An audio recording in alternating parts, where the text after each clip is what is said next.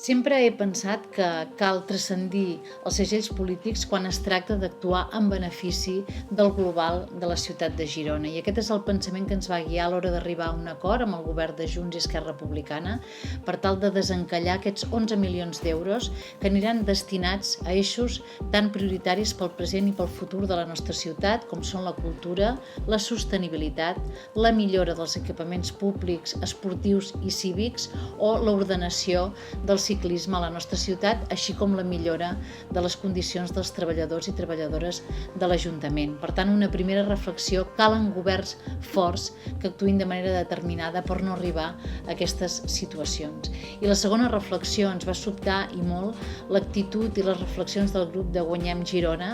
que com sempre van a destruir allò que encara no ha estat construït simplement perquè no porta el seu segell polític.